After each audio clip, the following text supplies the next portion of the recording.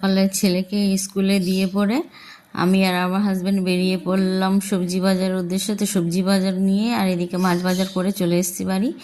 তো নিয়ে এসছি এদিকে মোরলা মাছ আর পুঁটি মাছ, আর এদিকে আছে কাতলা, আর এটা হচ্ছে গলদা চিংড়ি।